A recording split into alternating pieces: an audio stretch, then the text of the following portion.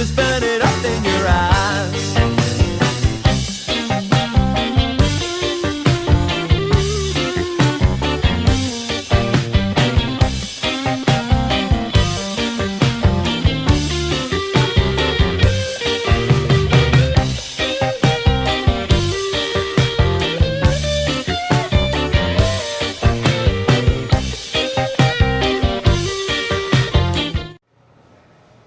Hello everybody, greetings and welcome. Thanks for coming out tonight or staying in if you don't mind. It's a happy Wednesday to you. We are broadcasting live, we are online all over the galaxy on the World Wide Web and just streaming obviously from the Malt Shovel Tap House here in Bottignia. That's our set for the first of a series of amazing conversations. We want to talk with you and share with you the whole concept of crafting a circular economy, which I feel I do personally with beer, and we'll get to that a little bit later on. But we appreciate you tuning in. Hello to our Kawana Chambers friends, to the Sunshine Coast Business Women's Network as well, and a lot of people streaming on a heap of other socials. You can follow us on the socials and make comment tonight as well. My name's Todd. It's a great pleasure to be at the Malt Shovel Tap House tonight.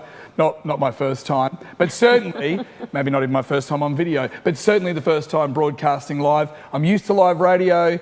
I'm not so sure about TV type internet stuff, but we appreciate you joining us. We hope you get something out of tonight. We will be saying all the details that we need to get across, all about crafting a circular economy. And right now you might be going, what is a circular economy? You might want to know how you can get involved, and you might also want an answer to the question, is lasagna spaghetti cake? I've got some great friends who are going to join in and help answer all of those questions, everybody. Before we kick off tonight, I'd like to acknowledge the traditional owners of this land in which we're broadcasting tonight, the Kabi Kabi people, and to their elders, past, present, and emerging.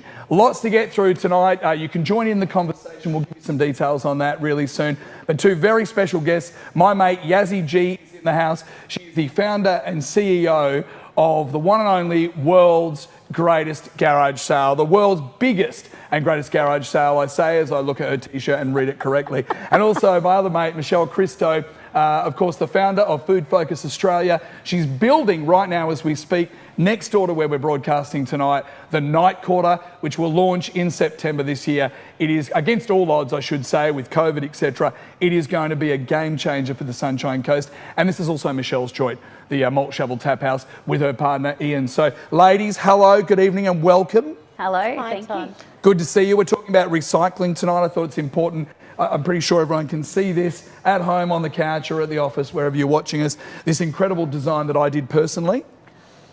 I didn't. But it's a good friend of yours, Michelle. Let's get a run through because this is made out of recycled materials, including beer cans. Yes, well, it's the belt around it is beer cans, some of them of which Todd, I'm sure, have drunk. We've got some wrapping paper that's around the bottom, shredded paper from the office, and we've also got bubble wrap that forms a part of the whole dress. This was created and actually built around a girl here on the Sunshine Coast who's an Instagrammer. So that was part of the launch of Malt Shovel Tap House when we opened in October. Tracy Eaton is the artist name, everybody. So check that out. Wow, ladies, we'll get the conversation started. There's a few other things we need to get through. I'd like to talk about the beer economy because we're talking about crafting a circular economy on the Sunshine Coast. We've got the most amazing producers. We've got incredible award-winning craft beer producers, coffee producers. It's a pretty good place to be. Yaz, welcome to the Sunshine Coast. Thank you. It's great to be here. Your jeans, lady. Yeah, they aren't just a set that you bought yesterday, are they? You have recycled those, part of your circular fashion economy? Yeah, look, I tend to, I don't like to do the take, make, dispose thing, so I do like circular, and these jeans are pretty much as old as my marriage. I've been married for 21 years, and I think I probably bought these not long after meeting my now husband. How many of us can say we're wearing jeans from 20 years ago? I mean, I've obviously recycled these, and you can see how tight they are. I haven't really flattened the personal COVID curve, but these are like recycled. They look like from a 12-year-old girl. Literally, if I stood up in them, it would be. But what's the key? I mean, obviously, you've got great vision in creating a circular economy with the world's biggest garage sale. What you said to us off camera before we launched tonight, and welcome if you're just joining in now, you were saying you get up and jog in the morning, you run every morning, no matter what. I do. it's funny because I love to set goals, and I used to be puzzled why people, you know, if you set a New Year's resolution or say you're going to do something, why would someone not do it? And, you know, everyone stumbles every now and then, but I remember setting this goal back on, in fact, it was here on the Sunshine Coast. My mum had just passed away. My whole family, all of my mum's children and grandchildren were staying at a house that we had for the holidays in, I'm pretty sure, Perigian? Oh, I don't know. I can't remember.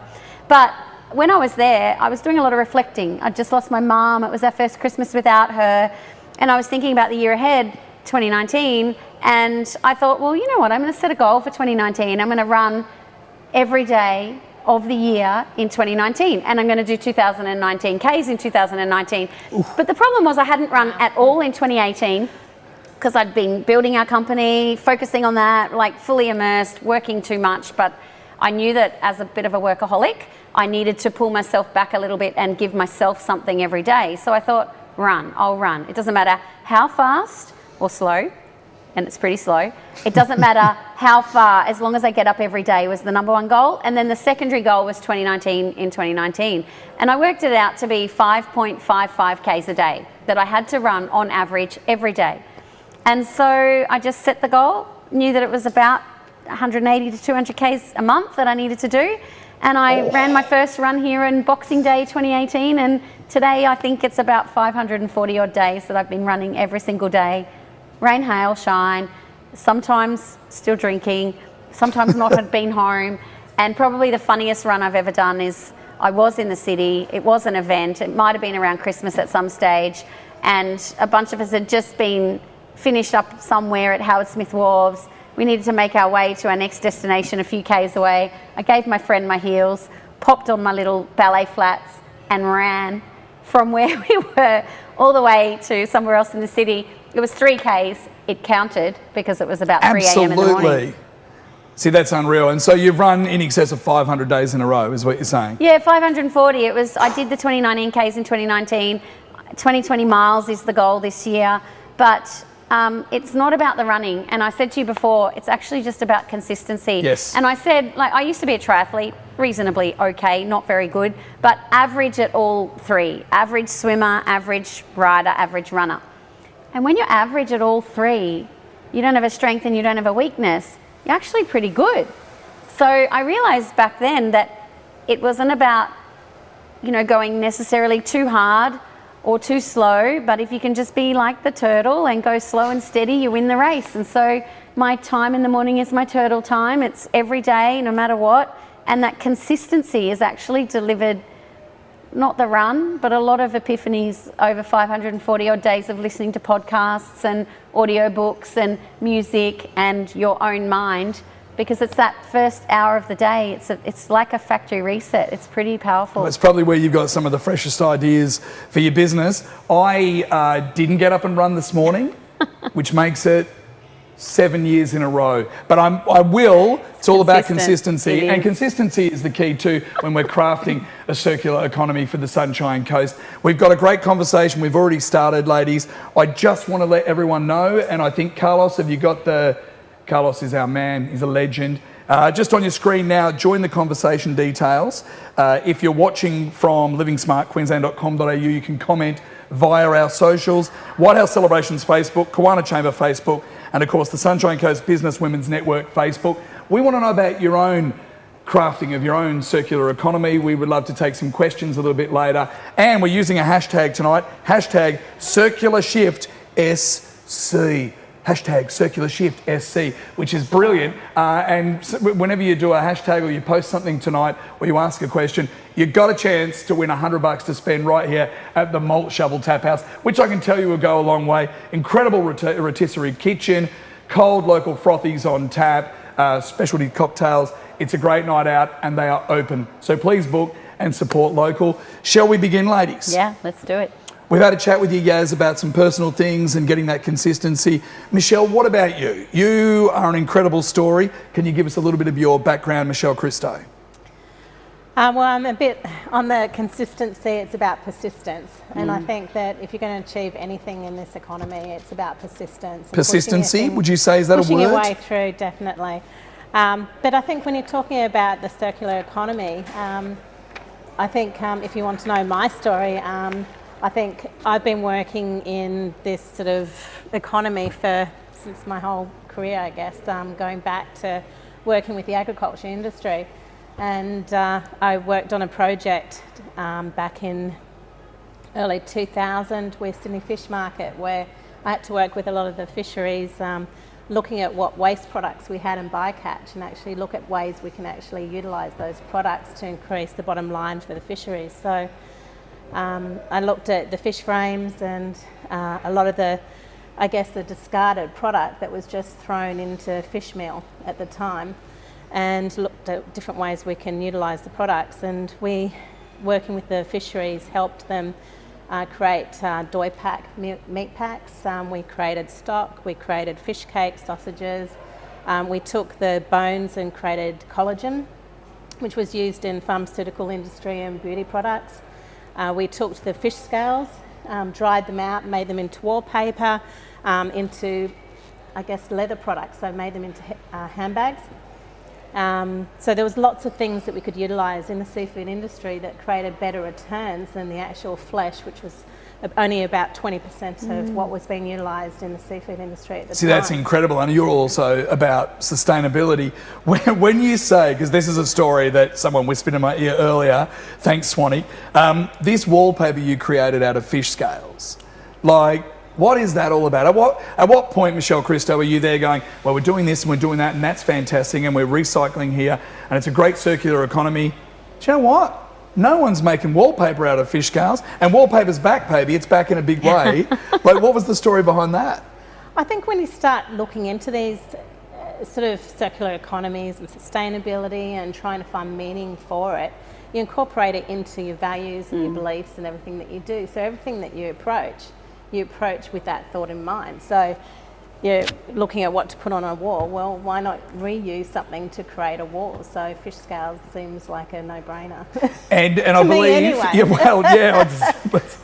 I feel like there might have been smoked fish involved or something before that. But look, maybe creatives. a few wines.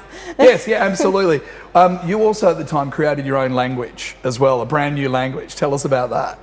Well, at the time I was working with FRDC, which is the Fisheries Research Development Corporation, that helps manage the sustainability, I guess, of our seafood industry. And what we were finding at the time was people really didn't understand what the word sustainability meant, and so people were talking about it differently in media. So I created a forum and brought together like WWF, the researchers, the retailers, the fishers, everyone across the industry, to actually talk about and agree on what sustainable seafood meant, so that we're all talking about it in the same way, and people could then start to understand what sustainability meant in our industry. So it was a really interesting project, and we created a white paper that industry then expanded on. We didn't agree on what the parameters were, but we agreed on what the actual meaning was, which was the world's first. I then went on working with the horticulture industry, because in Australian horticulture industry, a lot of our waste product that's not sold, the stems, the leaves, a lot of the product is just buried back into the soil.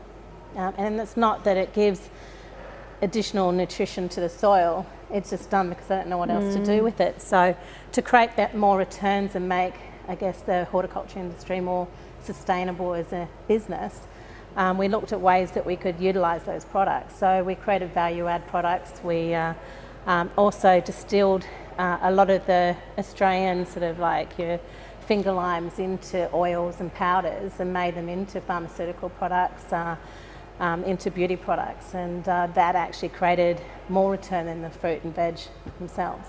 It's amazing. It's an incredible story. I mean, we could do like exciting. And with you just going, what about this, and spitballing ideas and then seeing them come to fruition. Yaz, from the world's biggest garage sale, before we get to the background and find out how that all came about, if you're asking the question right now, okay, that's great, guys, but what's the very basics of crafting a circular economy? Can you give us a shot of that, a snapshot of of the circular economy and how it actually works for the people and for industry and producers? Well, I look on the back of what you just said, Michelle. I think an easy way to describe what you say no-brainer, we say no-brainer too. I love that you say that. But it's going from a take, make, dispose, you know, taking a product, making something and disposing of the excess or the product itself once we've finished with it, to a more circular world where exactly what you did. You took the fish, you went, okay, we're going to pull these things off. We'd normally dispose of those. No, actually, let's not dispose of them. How else can we utilize the product? How can we keep it in the stream? How do we use non-virgin materials to start to make, remake and repair or upcycle something else? I think that for a long time people talked about recycling, but for me recycling is like the last resort, the absolute. Is there anything we can do with this before it ends up, you know, in landfill or somewhere else in the recycle chain? Every single product has a value and we're just not valuing it the way that it needs to be valued. And I think there's a quote, I think it's will.i.am that says it, waste is not waste until we waste it. Well, they're actually, I don't even like the word waste. We need a whole new word. Can we get some of the audience members at home tonight to start thinking of new words for the word waste? Because when we say waste, we think dirty, not us. But the general public thinks we associate it with a word of dispose, whereas I actually don't think we need the word dispose at all. So take, make, dispose, it's take, make, remake, renew, repurpose, recycle, re-gift, re-something, but let's keep it in the system, and that's what a circular economy is to me. So, world's biggest garage sale. What was the light bulb moment? What were you? Were you digging around someone else's sale on the weekend? Were you at the dump and you went, that you could still use that 4-burner barbecue with wok option. Sure, the legs are rusty. We should cut that off and take it home. Like, how did it all come about? Because it's hugely successful. Okay, so it was back in 2013, back when I was still a triathlete, believe it or not, and we were all trying to raise money at the time for charity. And at the time it was cancer research. My mum had breast cancer. We had lots of members of the tribe and Tri Squad who had been diagnosed, or family members within their own networks who'd been diagnosed with cancer of some sort. And everyone was trying to raise money. So of course I'm like this enthusiastic bunny and I make brownies and cupcakes, and I don't even like baking, right? But I'm like, how do we make money? Let's sell raffle tickets, let's do this. And I was starting to use my business skills to kind of activate all these things that would make us money for this charity that we were trying to raise money for. But I could see donor fatigue setting in. And donor fatigue is actually what I thought the problem was that we were solving. How do you solve donor fatigue? By getting people to give you things instead of money so that you can make money. You do all the work and they feel all the joy. And so for me, it was like, well, I've got all these dormant goods in my own home. I'd had things stuffed under the bed from when the kids were younger. I wasn't giving it to charity because I thought it was too good. I wasn't selling it online because I didn't have time. And so it was just sitting idle in my own home, waiting for that perfect friend or someone that would need it, and I would eventually matchmake it. But some of these assets and stuff sat there for years. And everyone at home, I know you're thinking, look in your garage, look in your drawers, look in your cupboard, how many phones have you got tucked away? We are all guilty. On average in Australia homes, 5 electronic devices tucked in our drawers that we're not using. Now that is gold, literally gold. There is gold in those items to be able to reuse. So I grabbed all the stuff in our own house, put it in the garage and thought, I'm going to raise a couple of grand. Anyway, then my friends and family started to give me their dormant goods, and I was literally touching and feeling at night after work everything that was coming into the garage, and my brain was starting to process, this is really good stuff. This is not what the stores are getting. Why are these people giving us this? And I started to ask the whys. Then our garage got too big, too chock-a-block. My husband was freaking out because he's a neat freak, and there was like, we had stuff all through the house, just waiting for this event. But we had to move all the stuff down to a local hall, and we did it with friends and family and some Domino's pizza. And on the Saturday morning, our first customer arrived at about 3-something a.m. She stumbled over a fence trying to buy stuff. We weren't even open yet. And I knew then that we might have created something that was pretty big, the world's biggest, obviously. And we did $15,000 in revenue, which was pretty good, right? That's pretty good. I thought that's pretty good. slapped it together, garage sale, 15 grand. It's surpassed all goals, but it wasn't good enough for me. I had a bum bag and 10 grand stuffed down my pants. Oh. Whoa, we lost our lady. It's all right. She's already lost her head. She wants to come to So, the next garage sale, I Can we think. get an Uber? She might need it. Security, do you mind if there's too many espresso martinis? If you would just, time to go. we apologise for that. So, well, you can't fall any further, so we'll leave her She's there for the safe now. moment. Good. We might have an item for you next Yeah, no, garage sale. I think she wants to come. But look, for me, I had a friend of mine said to me, do you know what you've done? And I said, we were on the same, his name's Alan Kepper, big shout out to him, he's a On your legend. Keps. On your mate, thanks for tuning in. And I had all this money in my pants and I was like, we're going to do this again properly. So the next year I took a whole month off my job, did what I thought was the world's biggest garage sale properly. We did $60,000 in a single day and then donated all the money away. Did it again the next year, almost 100 grand in a single day. And it just kept getting bigger. And I thought, well, how do we make this a business? Because it's not about donor fatigue. This is about the stuff. This is about the joy that people who are buying products that are idle, unused, and effectively wasted. This is about bringing those products back into the economy. And I could see this circular economy building. And it was when I started to see the same products in the first year come back in the second and then go out in the second and come back in the third. I was like, oh my God, this is something that we need to scale. So I travelled overseas for work at the time. I was at a tech show. I said to my boss, I got to go to this garage sale and do some research. I spent 2 weeks on the ground and I bribed my kids. I said, while we're in Florida, you can do whatever you want. Have all the fun at all the worlds. But when we get to this island, it's work. We're working every day for 2 weeks. So we worked every day for 2 weeks at this big yard sale. They'd been running it for 58 years, so we were there to learn. We were really transparent. They treated us like we were Nicole Kidman and Keith Urban, Australian celebrities. They loved our accent, but we had so much fun working there. And when they generated $580,000 in 6 hours on an island with 24,000 people in the community, how many people live on the Sunshine Coast? 1 million, is it? Just under 500,000. Oh, half, Yeah. So think of a community like a fifth of the size of that, 58 years of garage sales, almost 600 grand in revenue, with products, again, coming back year after year. I knew that we'd stumbled onto something amazing and I knew I had to come back. I quit my job a week later, no plan B, no idea, no business plan, no understanding, no income. All in and just went, we're going to make this something. Don't ask me how, but we're going to do it. And consistency. Consistency. There it is. Absolutely. See, I did listen before. I thought this was a beer. I was busted a bit before, but it's Kombucha.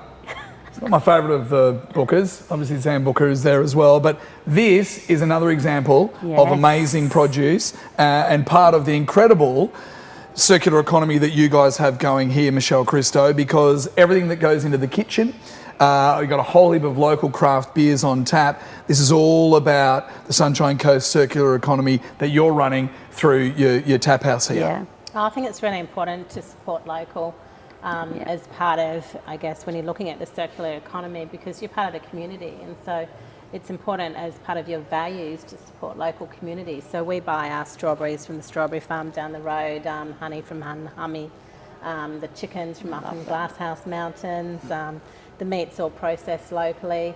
I think if you don't support the local community doesn't grow, and it's important. And I think the Sunshine Coast is very good at doing this and supporting one another, and particularly we're going to see this post-COVID. The industry is going to even tighten up further and support local.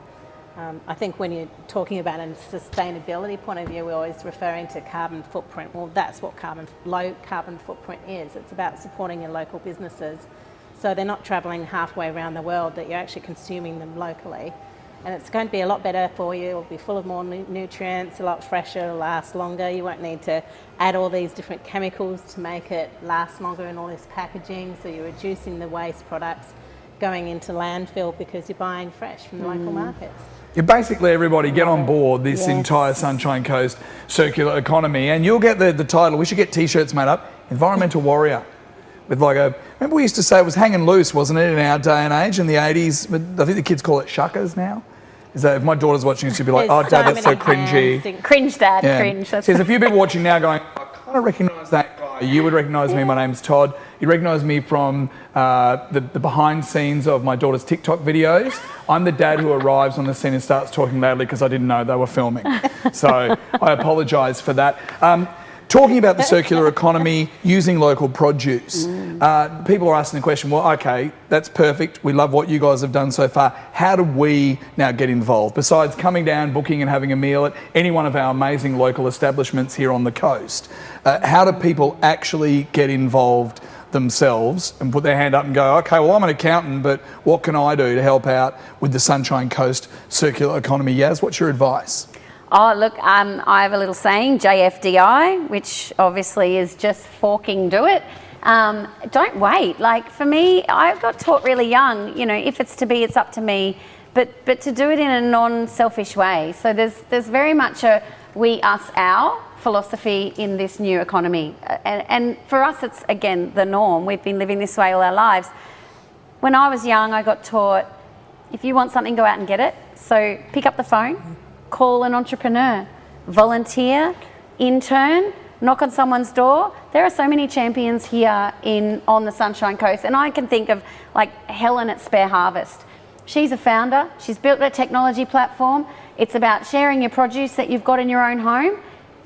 Have a look at what you've got in your cupboards right now. Jump on her platform, support the local businesses so that you can grow your economy. And if you're an accountant, I can tell you right now that your skills are needed in the startup and small business ecosystem. So go and do half a day, go volunteer at someone's organisation who needs your help, because there's only one thing we all have the same amount of in life, and that's time. But it's how we use it and invest it that makes a difference in our lives. And you become richer and more wealthy when you build and create a tribe of people around you. So your network becomes your net worth, and not your money, but the actual capability to bond with people who share your values. And when you do that, that's what life is worth living for. Go and find someone, pick up the phone and make it happen.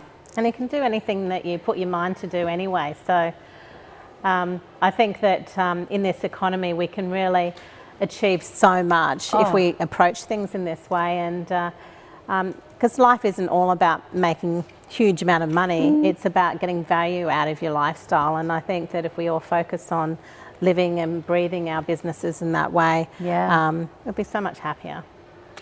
I want to ask you this question because I feel like I mentioned it earlier, and if you've only just joined us and dialed in, hello everybody and welcome. We're broadcasting from the centre of the universe, which is beautiful downtown Bottigna. We're at the Malt Shovel Tap House.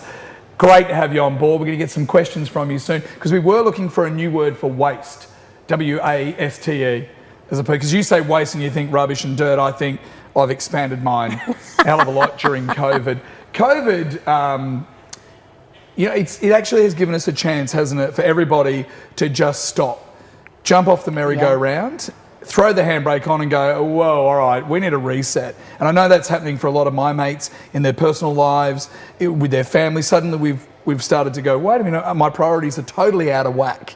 You know, I'm not, what can I do not only for my family, but for my community? And I reckon this is a great thing to have this conversation going now, because people are like, we're not rushing. In fact, I'm a bit afraid of everyone rushing out and getting back into their normal lives again. It's so good we can come here and have a meal and spitball some ideas and have a chat, but everyone, I think, has just slowed down a little bit and they're starting to look outside their own zone. Am I an environmental warrior, Michelle Christo and Yazzie G, when it comes to the beer economy that I've created? So if you think about, like I keep mentioning, we've got some really amazing, you know, we've got almost a dozen incredible local craft breweries, award-winning craft breweries as well. You know, from Heads of Noosa to your mates here at Warana, to Moffat's Brewing Company at Moffat Beach in Caloundra, up to Mullaney to Brouhaha.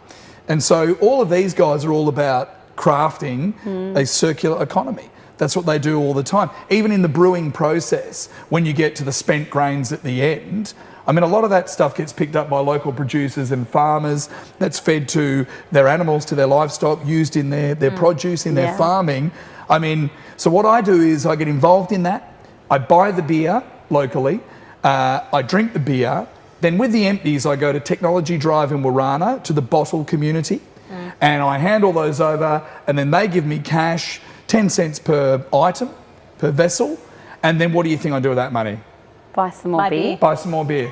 Yes, yes. But it's a circular economy, and I'm not saying I deserve the Environmental Warrior T-shirt, but it's there. It's there, right, Michelle? And again, just reiterating, the more we support our local businesses who are supporting local producers, that's a way you could get involved, is ask the question of places like the Malt Shovel Tap House, how much local produce are you using? It's pretty much 100%.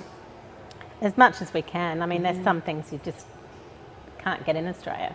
But Caviar, for example. That's why it's not on the menu. It's fish eggs, by the way.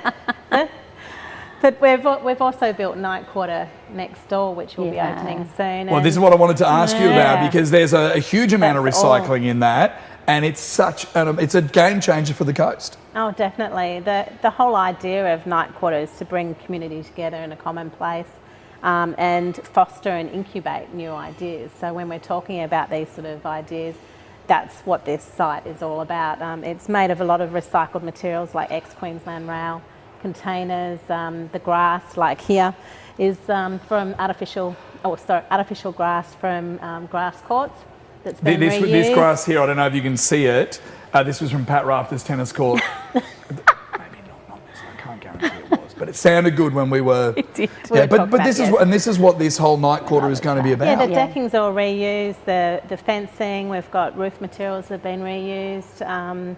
We've tried to reuse a lot of the construction materials in the whole site. And as you walk through, you can see how we've reused these items. A lot of old chairs have been recycled, made into enchanted chairs with moss and all sorts of things. So you'll find it interesting walking around, but one thing that we've launched as part of the site is a repair lab. So during COVID, we've been promoting to the local community to come forward with their creative ideas of things that they've learnt and fostered during COVID, which has been really exciting. We've had some amazing initiatives, like we had this lady, Gretchen, who came in here the other day, and she's taken, no, you're not going to like this, she's taken her husband's ties that he never wears anymore and made them into little fabric roses, and so she showed us how to do that. We had I think that's a great idea. Do I look like a guy who wears a tie? I don't. But that's great use of recycling and spitballing ideas. We had an 8-year-old girl show us how she'd been making little dolls' houses and beds and clothes and everything out of old fabric. We had an old lady show people how to knit. People don't know how to knit anymore. People don't know all these old skills. So, you know, bringing these skills back and teaching them to people. So we'll be doing demonstrations, workshops, displays, just, I guess, fostering these sort of ideas and helping people on their journey to create these new careers in this space. Will you be doing a knitting course? And am I correct in saying it's knit one, purl one? I've got your bit booked into the first one. Great, I'm happy to do that. That would be fantastic. I can see you knitting. See, because a lot of people have created their own life hacks during COVID. And again, you know, we haven't been that happy with coronavirus, but for our community, it's given us a chance to throw that handbrake on and come up with, you know, looking at new ways for sustainability. The one thing we need to talk about too is jobs. Like, you know, crafting this circular economy keeps people in jobs, it creates jobs, and they're all local as well, and that's so important.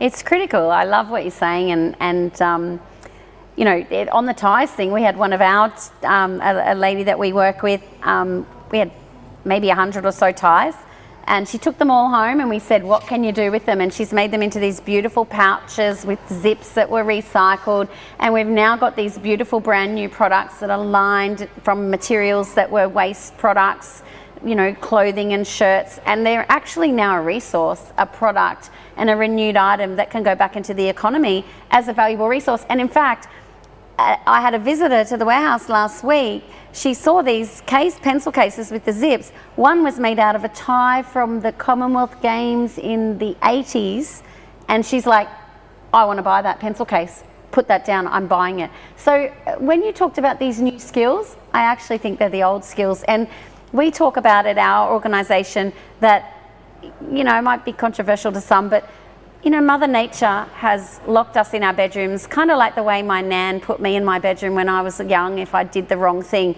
And I had to stay in my bedroom until I'd learnt my lesson. And I feel like COVID has put us all in our rooms until we've learnt our lesson. And we've learnt our lesson about community, consumption, this consciousness about connectedness, and this creativity. And we called it share the sugar and borrow the butter. When was the last time you knocked on your neighbour's door to borrow a bowl of sugar?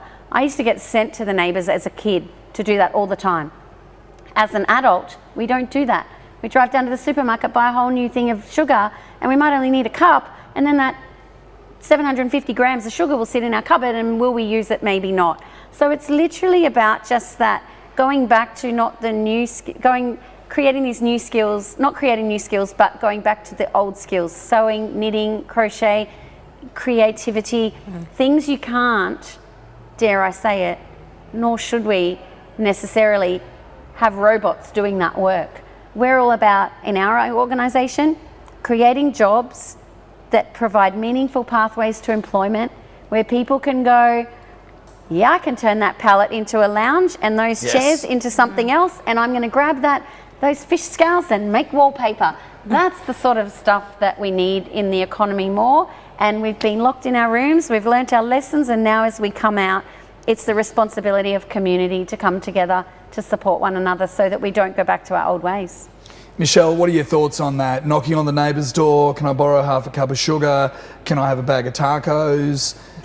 You know, can I borrow 20 bucks? What, like, is it time that we started doing that and coming out of our shells a bit more? And let's bring back street cricket. I mean, bring back street cricket, everybody. Everyone get involved. I have to say, during COVID, we've really gotten to know our neighbours really well. You know, you bump into everyone walking around the neighbourhood. People are actually conversing a lot more, where I think we'd started becoming very silo in terms of our living in the local community.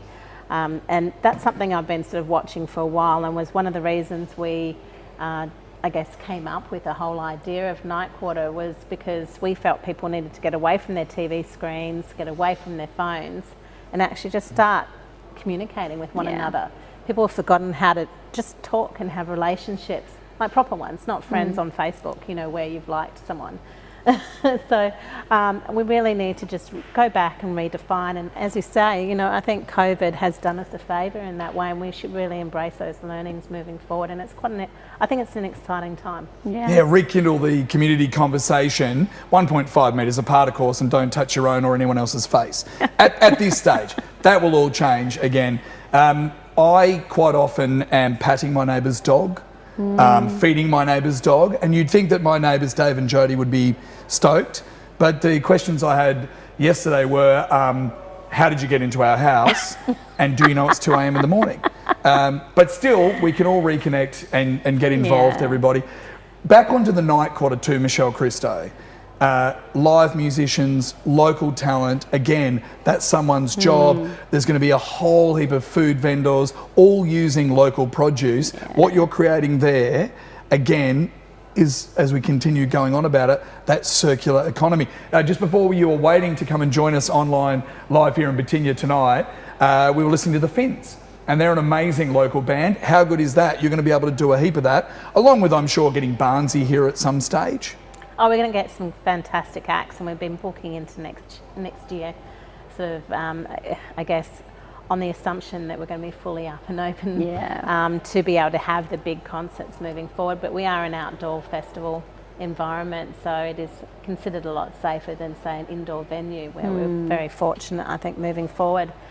We do have 5 stages, which is really exciting, so we're going to be creating as many opportunities for local musicians to perform. Generally we have about 20 a weekend, so we do support a lot of local acts. We have live art, we're going to establish a street art gallery with QR codes around, and I guess taking a lot of recycled or sort of old materials and getting people to paint on them. So we'll be looking at different surfaces and different materials so that artists can sort of play around with new styles in terms of creating artwork. So we're quite excited about exploring that street art in a different format. It's so on good. the Why? site. I know I keep saying it's a game changer, but it's going to be a destination, another Yeah. great destination for the Sunshine Coast. And good to be able to teach our kids too about, because I had a tour the other day and it's nowhere near finished, but it will be in September. And it blew my mind, but I know how much work is still to go. And that's local jobs. We've And only that's got local like people. 4 to 6 weeks to go, so we really don't have much more construction. We should probably to wrap this up happen. then and get going. What do you need me to do? I'm good on the end of a shovel.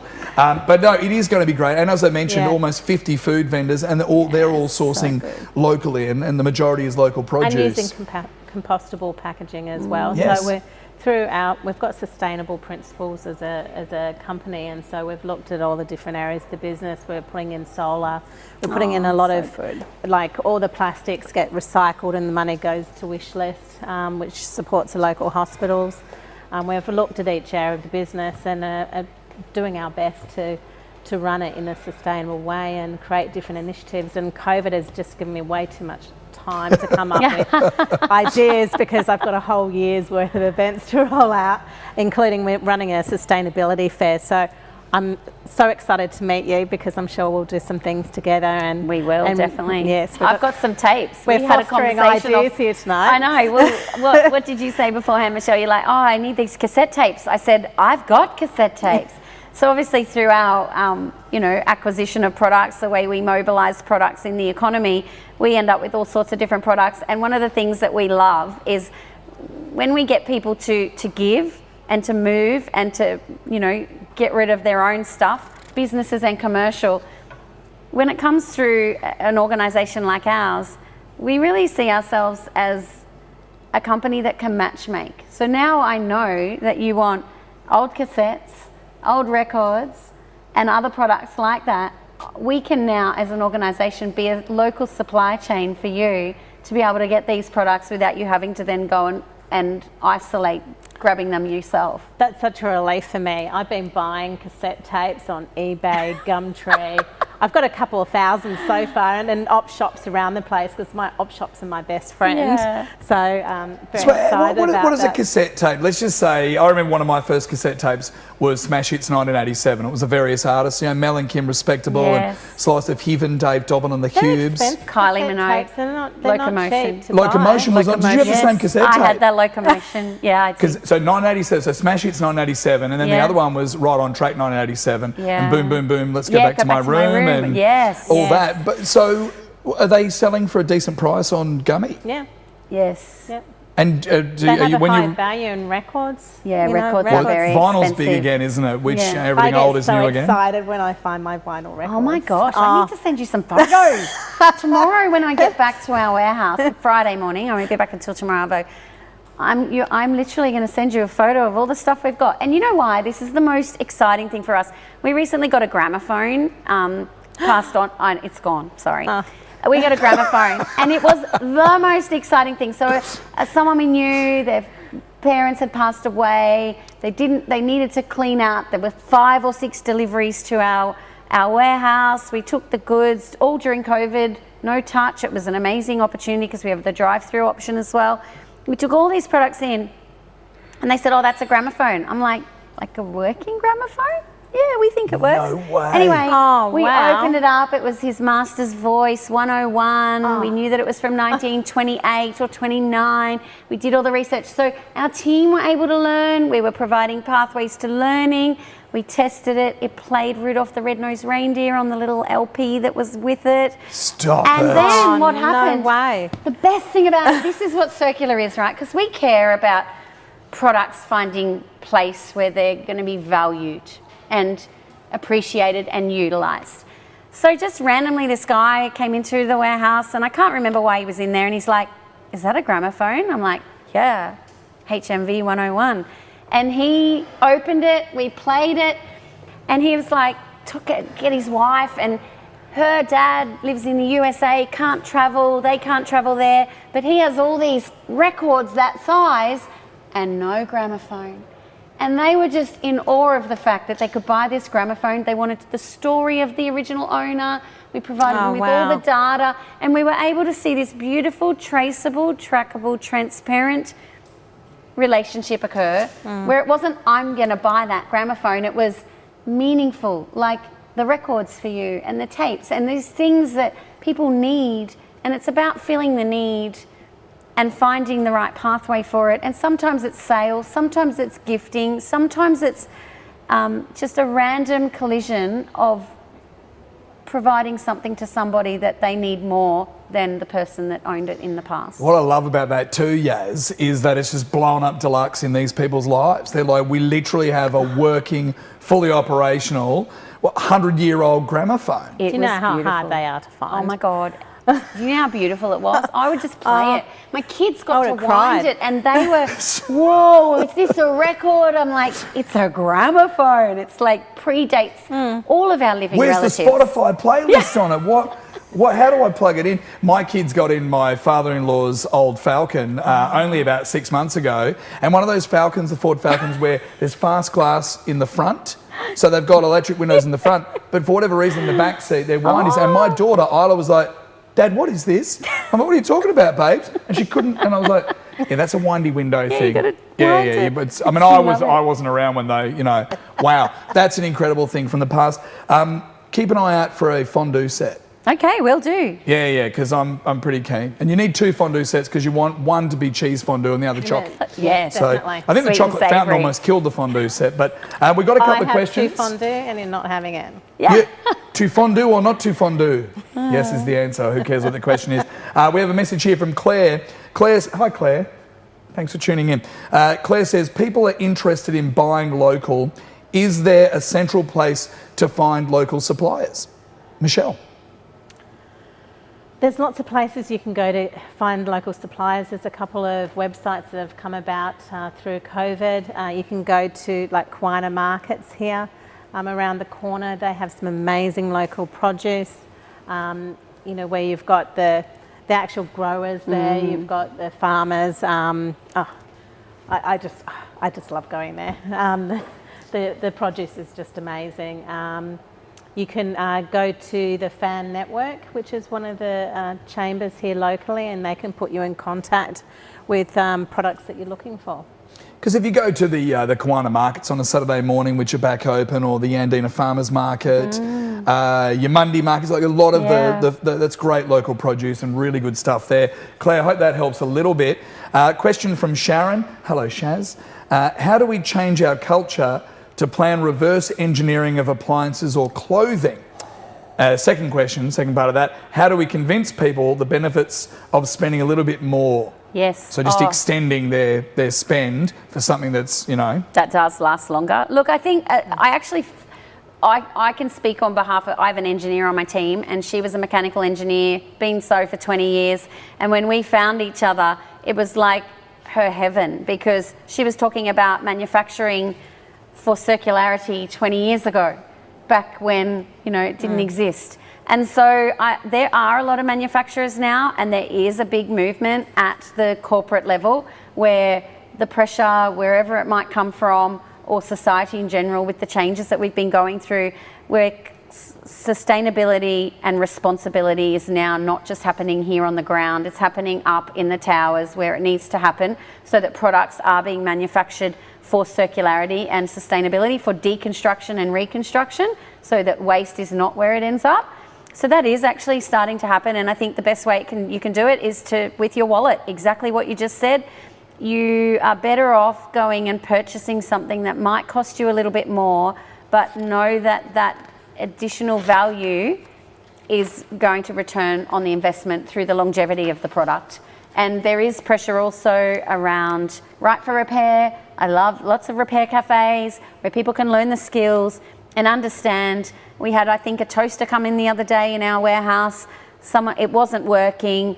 We had it looked at by a professional. It was like a big giant crumb stuck somewhere. It wasn't even an electrical problem. The toaster was fixed. It goes back into the economy, back to the original owner, and they didn't spend any money in order to do so. And it's just about an education piece. I think that community centres, clusters of communities coming together to share knowledge. And again, COVID's taught us that the entire velocity of a company's innovation was transformed in a matter of months. And things that would normally take 2 to 3 years to deliver in big corporates was being delivered in a period of 6 to 8 weeks, because businesses had to change, innovation had to lead the way. And it wasn't just the CEOs and the C-suites making the decisions and driving the change. It was the whole entire Zoom screen of your team, from the youngest and newest to the oldest and most experienced, and everyone was having a voice. And when you bring people together like you're going to do in your beautiful new space, it is going to transform the community. People will spend more, they'll make more, they'll take less, and they'll circulate more through communication and connectedness. And education. And education is critical. We have to talk to each other, learn from each other, and share with each other so much more. I've got a couple of little comments here too from the people, so thanks very much. Words to replace the word waste. Yeah. Because Yaz, you've taken a set the distinct challenge, dislike right? to the word waste. Okay, spare. Oh, yeah. S-P-A-R-E. I like. Spare. So it's not so much it's waste, but it's spare stuff. Oh, yeah. I like. Don't forget, if you've got a That's spare a good fondue one. set, contact me later. Input. Yes, input's a good one. Yes. Yep. Upcycle, which we've heard before, but Yes, that is I like excellent. upcycle. Hashtag reverse garbage. Yeah, that's a good one too. We love reverse garbage. Or if you're Noosa, garbage. Garbage. Yes.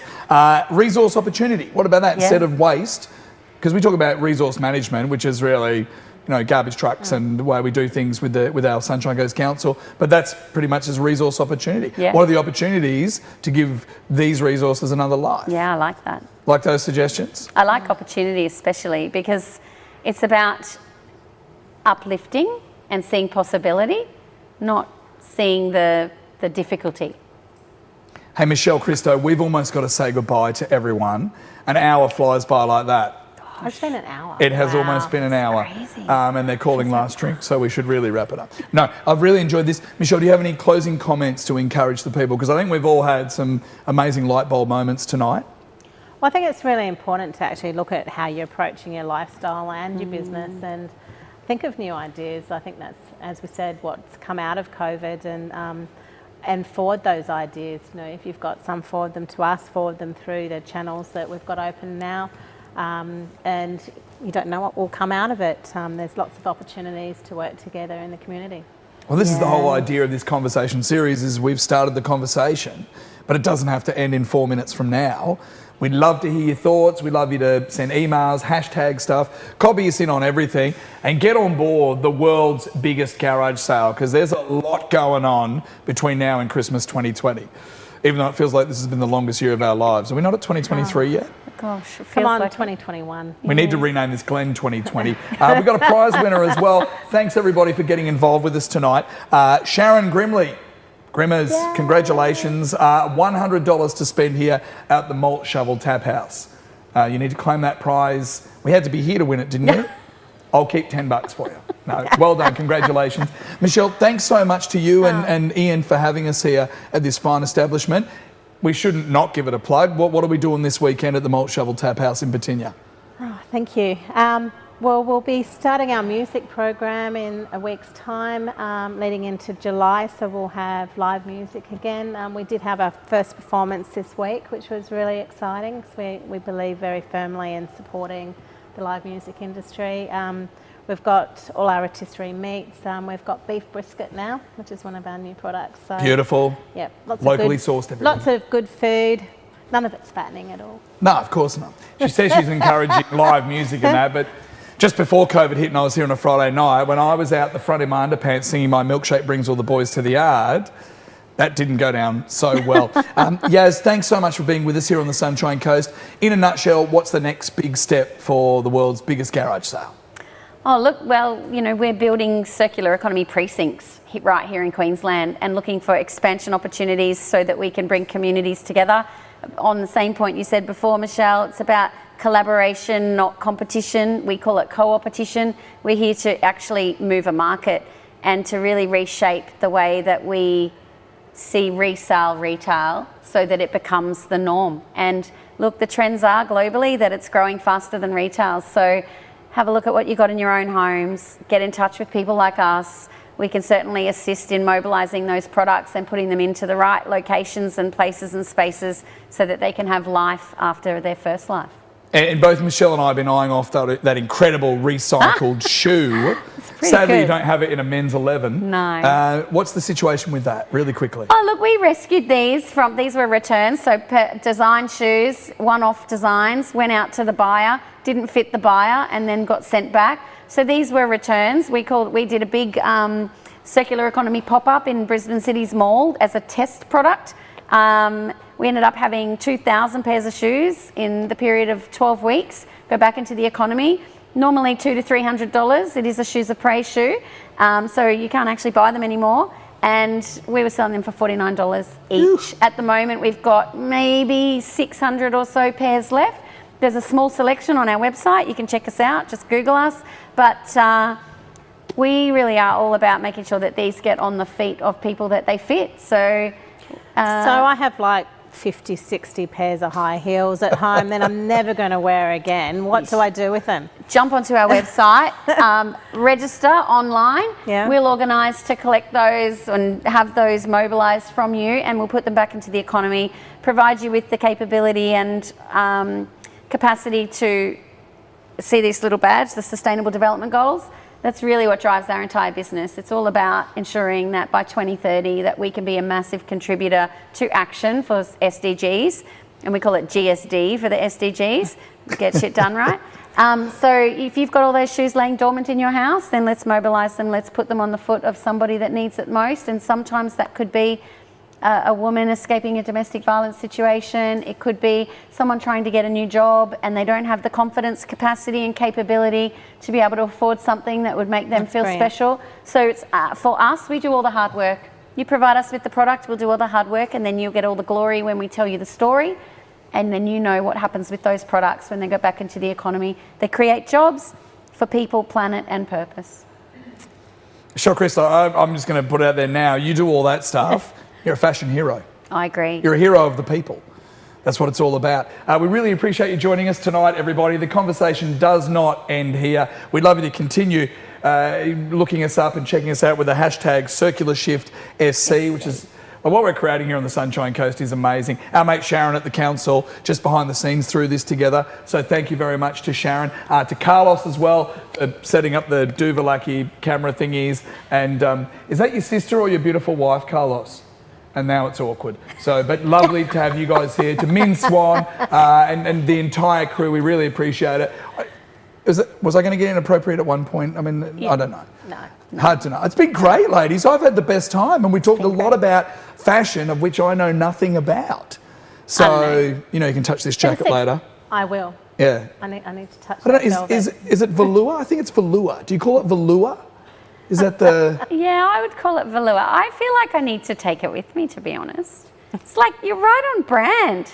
You can't wear a jacket like that. I'm going to have to talk to the guys at Suits Direct, who, can I just say, this is being recycled from 2 Christmases ago. Nice. So we always wear it for Christmas carols, right?